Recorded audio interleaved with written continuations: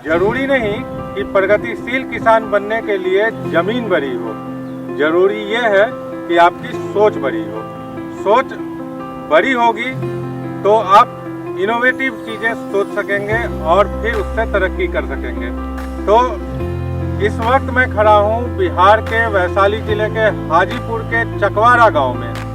गांव चकवारा है, लेकिन ये गांव मशहूर है गोभी की एक बेहद उन्नत तरह की खेती के लिए, गोभी के बीज के उत्पादन के लिए। और सबसे बड़ी बात यह है कि यहाँ जो बीज का उत्पादन हो रहा है, जिस खेत में मैं खड़ा हूँ, उसके लिए पूरा देश जिस किसान को जानता है, सम्मानित कर रहा है, वो इस वक्त हमारे साथ है। बिल्कुल युवा किसान है, संजीव कुमार जी नाम है।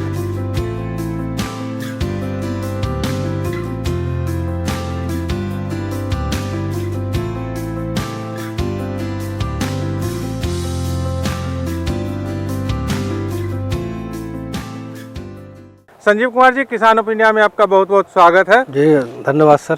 तो सबसे पहले ये बताइए कि ये आप रकबा कितना है जो आपकी अपनी ज़मीन है? जैसे मेरे पास मात्र ½ एकड़ ज़मीन है जी, और मैं अपने ½ एकड़ ज़मीन में ही फूलगोभी का बीज उत्पादन करता हूँ।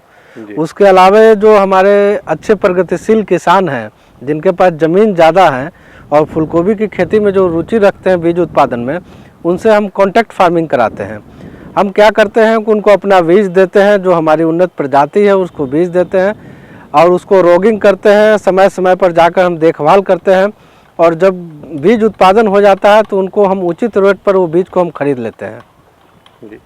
आपने हाल के दिनों में जब कृषि कानून को लेकर के देश भर में बहस एक छिड़ी थी, इतना लंबा किसान आंदोलन भी हुआ था, उसमें कॉन्ट्रैक्ट फार्मिंग को लेकर के बहुत सारी चर्चा हमने सुनी थी। लोगों ने इसके फायदे बताए थे, इसके नुकसान बताए थे, और आपने जैसा कि अभी कहा कि आप कॉन्ट्रैक्ट फार्मिंग के जरिए गोभी के बीज के उत्पादन में उसको आजमा रहे हैं। आप ज़मीन लेकर के किसानों को बीज दे रहे हैं, तो फिर इसको लेकर के किसानों में एक आशंका क्यों है, एक संशय क्यों है?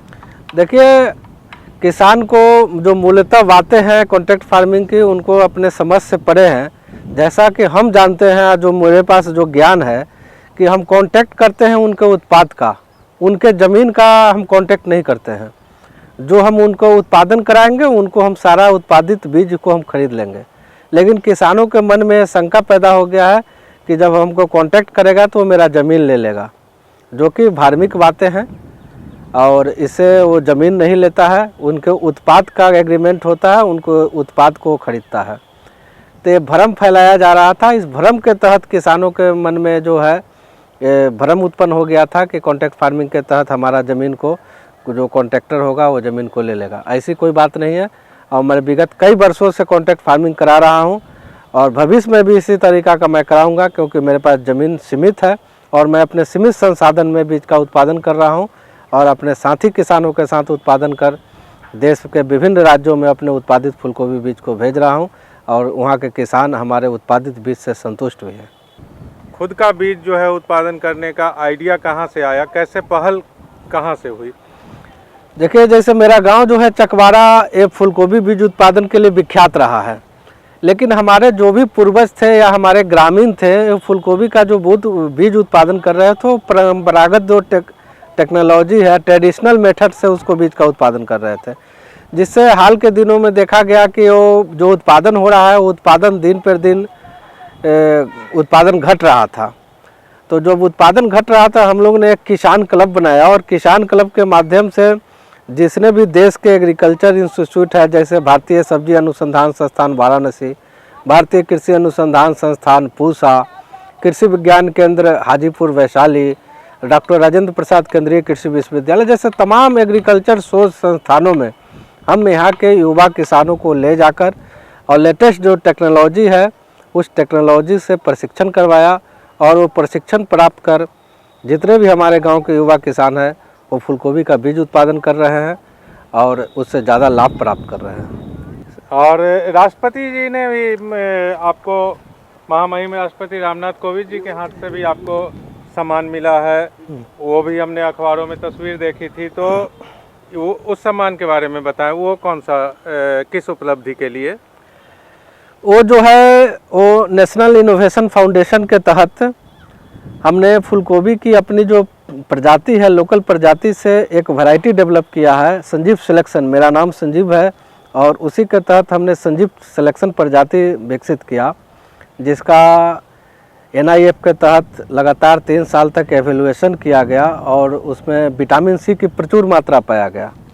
उसके आकार प्रकार में और वैरायटी के बनिस्पत भिन्नता पाई गई और उसी के तहत हमने संजीव सिलेक्शन वैरायटी को विकसित किया और उसी के उपलक्ष्य में माननीय महामहिम राष्ट्रपति महोदय द्वारा मुझे ग्रासरूट इनोवेशन अवार्ड मिला। अच्छा, गोभी की फसल पे लौटे कि ये जो गोभी का बीज का आप उत्पादन कर रहे हैं और जो परंपरागत गोभी का बीज इस्तेमाल कर रहे हैं किसान, इन दोनों में कमाई के रूप में अगर हम देखें तो कितना फर्क पाते हैं? उत्पादन आपके द्वारा विकसित की गई जो वैरायटी है और पहले से जो यहाँ चली आ रही वैरायटी है, इन दोनों में उत्पादन में कितना का फर्क है, कैसा है? देखिए, जहाँ तक उत्पादन और है कि तो फूलगोभी जो है बहुत ही सेंसिटिव क्रॉप है, ये प्राकृतिक पर ज़्यादा निर्भर करती है। लेकिन जो हमारा प्रजाति है वो उस वैरायटी को, उस प्रजाति को हमने देश के विभिन्न राज्यों के किसानों द्वारा उसको ट्रायल कराया है और सभी राज्यों में प्रजाति जो है अच्छा परिणाम दिया है। तो जो जनरल वैरायटी है और हमारी वैरायटी है, हमारे वैरायटी से 25 से 30% ज़्यादा मुनाफा हो रहा है किसानों को। 25 से 30% मुनाफा ज़्यादा हो रहा है इस वैरायटी से, जो कि संजीव जी ने उगाई है। इनोवेटिव किसान संजीव कुमार जी से हमारी बात हो रही है और संजीव जी से आप जो इस वक्त हमें देख रहे हैं, देश भर के किसान जो कुछ नया करना चाहते हैं वो गोभी में भी हाथ आजमा सकते हैं। कि संजीव जी थोड़ा सा उसकी प्रक्रिया बताएंगे कि नए किसानों को कैसे इस काम में जोड़ा जा सकता है, नए किसान कैसे इसे शुरू कर सकते हैं। तो सबसे पहले यहीं से शुरू करते हैं। ये पूरा बेड पे लगा हुआ है और नीचे जो है वो आपने जो सिंचाई के लिए जो पानी इसमें दिया होगा वो है। तो थोड़ा सा प्रोसेस शुरू से बताएं उन किसानों के लिए जो इस पूरी प्रक्रिया को समझना चाह रहे हैं।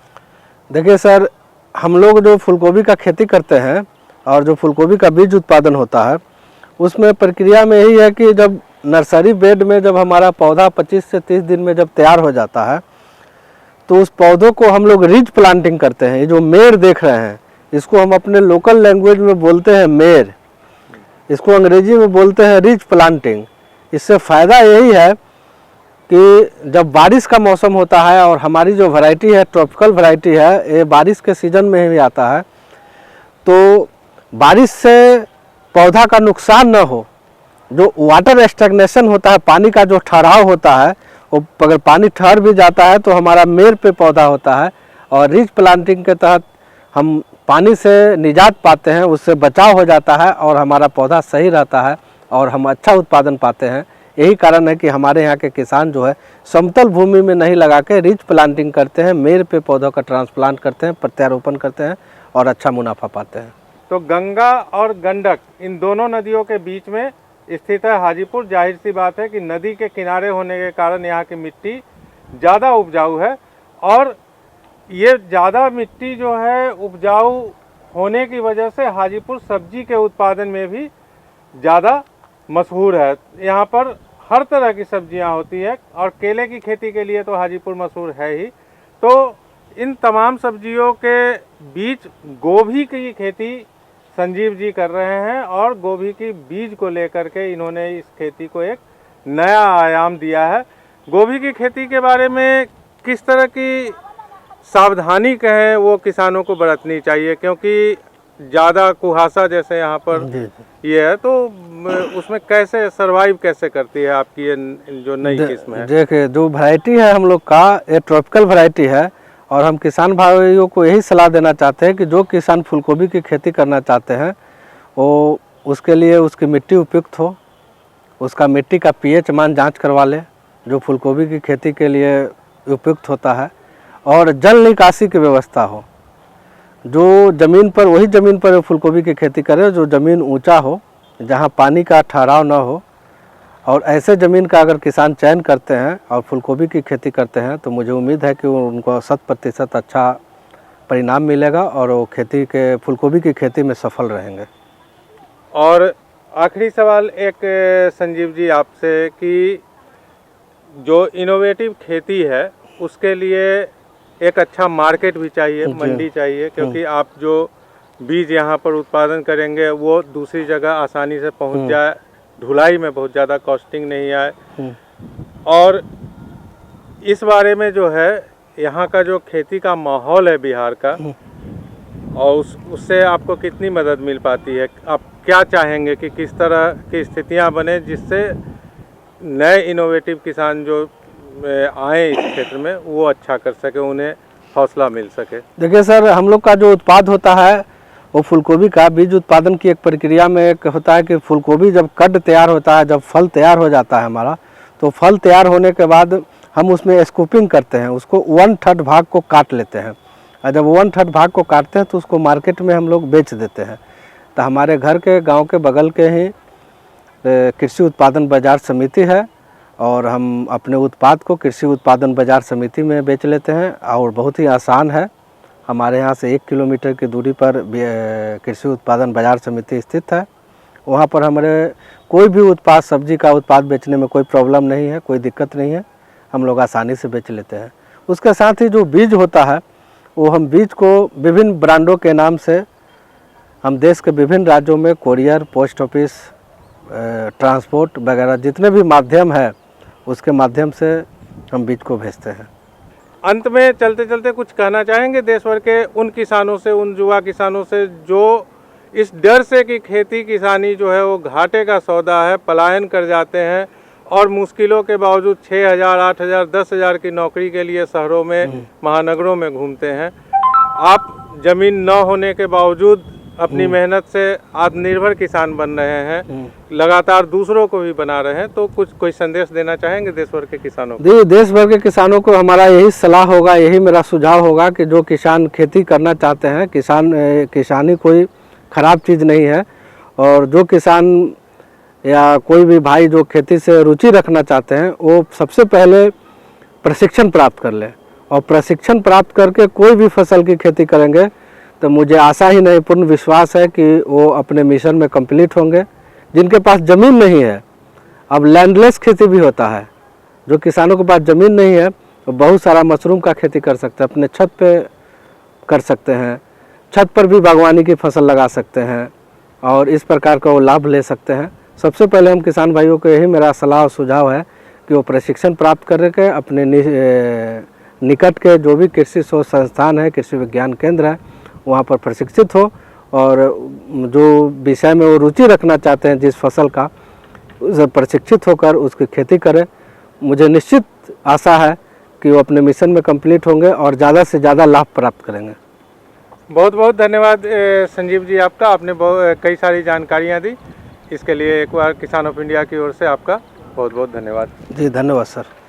किसान ऑफ इंडिया पे संजीव कुमार जी की तरह ही हम देश भर के अलग अलग हिस्सों में घूम करके खेती किसानी की ज़मीनी जानकारी आप तक पहुंचाते हैं, और इसीलिए इस शो का नाम ही हमने रखा है खेती किसानी का परम सत्य। परम सत्य यानी कि ज़मीनी सत्य, जो सीधे किसान से हम बात करते हैं और उनका अनुभव, उनके प्रयोग देश भर के बाकी किसानों तक पहुंचाते हैं। अगर आपको हमारा ये वीडियो अच्छा लगा हो तो आप इसे, हमारे चैनल को सब्सक्राइब करें। साथ ही फेसबुक पर, इंस्टाग्राम पर, ट्विटर पे, हर मंच पर किसान ऑफ इंडिया को आप पाएंगे। हमसे जुड़िए और इसी तरह खेती किसानी की ज़मीनी जानकारी हम लगातार आप तक पहुंचाते रहेंगे। फिलहाल हाजीपुर के चकवाड़ा गांव से इतना ही। आपका बहुत बहुत धन्यवाद। किसान ऑफ इंडिया के YouTube चैनल को सब्सक्राइब करने के लिए नीचे दिया हुआ सब्सक्राइब बटन दबाएं और किसान ऑफ इंडिया से जुड़े सभी अपडेट्स को पाने के लिए बेल आइकॉन दबाना न भूलें।